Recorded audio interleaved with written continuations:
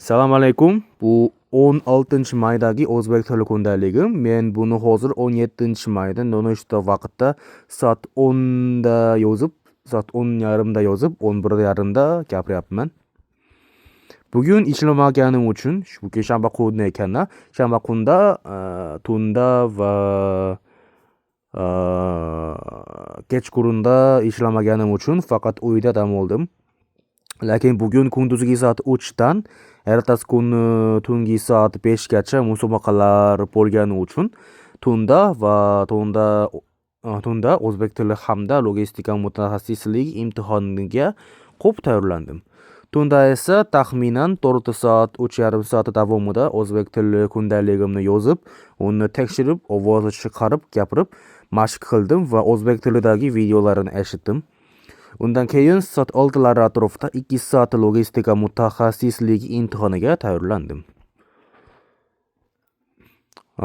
Tungi soat 2da Bemin Yo'lovasida gamburger buyurtma qilib nonushtada yedim. Men hozirgi paytda men Loteriya degan koreys gamburger do'konida ular yangi chiqarilgan achchiq qarasildoq butun tovuq oyoqli burgerini yedim. Juda uzoq ekan. Bu burger menimcha boshqalarga qaraganda uncha faqirli emas edi. Lekin ozgina qimmatroq bo'lgani uchun menimcha uni yana buyurtma qilmayman. Chunki undan arzonroq va unga o'xshaydigan boshqa achchiq tovuqli burger, uning nomi achchiq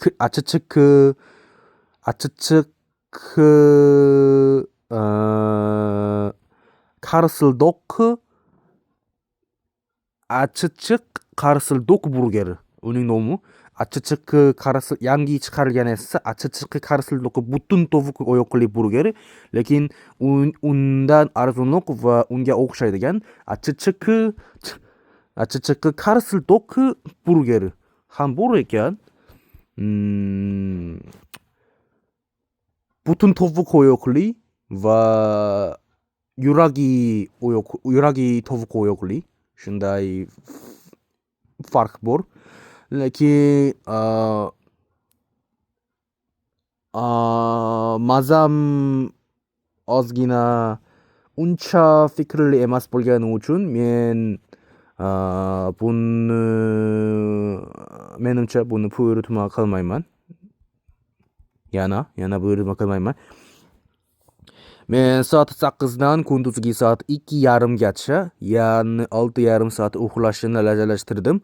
Lekin ko'zim yumilmagani uchun men nimaga charchagan emasligini bilmayman. Shuning uchun faqat 1,5 soat uxlab yubordim. Soat 2:30 soat 1da uxlab, soat 2:30da uyg'ondim. Bu juda yomon edi. Chunki bu juda afsuski edi. Chunki men taxminan 13 soat, 14 soat davomida musobaqalar va jonli efirlarini ko'rishim kerak edi. Shunday lajam bor edi. Shunday afsuslanayotganimda bitta narsani angladim. CRCC musobaqasi soat 3da boshlanishini yozilgan edi ularning kanallarida. Lekin bu Xitoy vaqti ekan. Xitoy vaqtida soat 3da boshlaydi. Koreya vaqtida ko'ra esa musobaqa soat 4da boshlanar ekan-ku. Men juda ahmoqona adashibman. Shuning uchun yana 1 soat davomida faqat ko'zimni yumib musobaqani ko'rdim. 1 soat uxlamay, chunki charchamaganim uchun uxlamay ko'zimni yumib musobaqani ko'rdim. CRCC musobaqasida ishtirok etadigan o'yinchilar, ular faqat xitoylik o'yinchilar bu musobaqada ishtirok etishi kerak.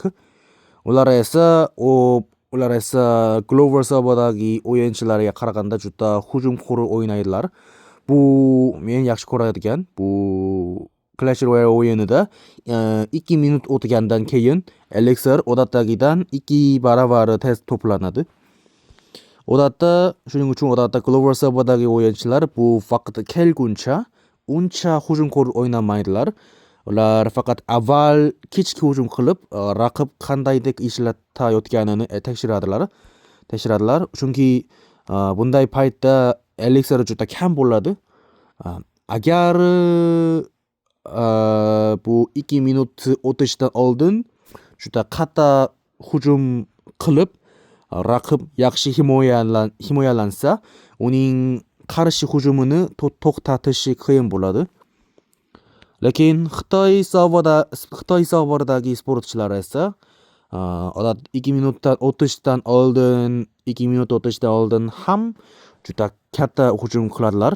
Bu juda qiziqarli edi, chunki Glover Savoga qaraganda Xitoy sobiridagi uslublar ancha boshqacha ekan.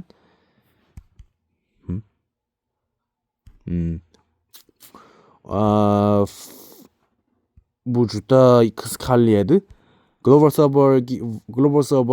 Xitoy Sabori esa Glover Saborga qaraganda ularning sistemalar fiqri emas, lekin shunday uslublar ancha boshqacha ekan. Bu juda qiziqarli edi.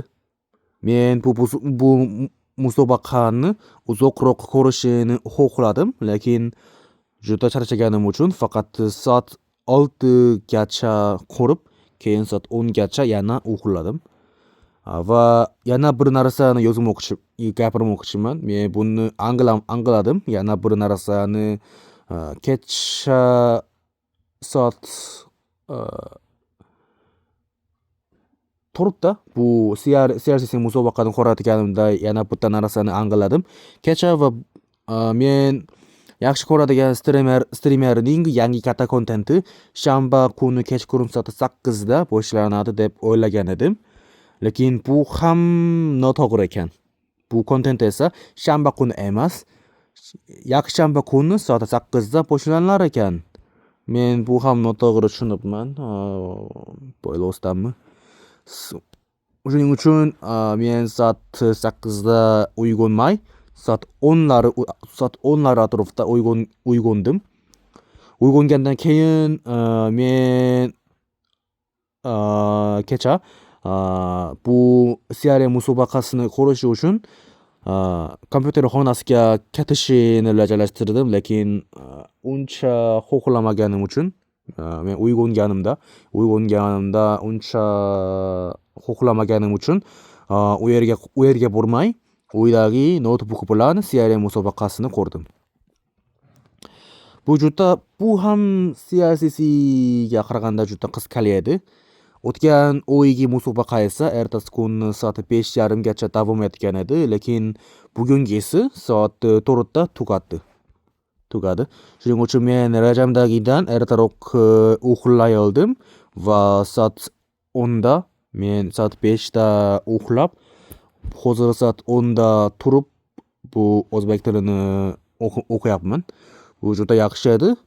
Musobaqa haqida bu 17kun bo'lgani uchun men buni ertagi kundalikda yana yozmoqchiman. Rahmat.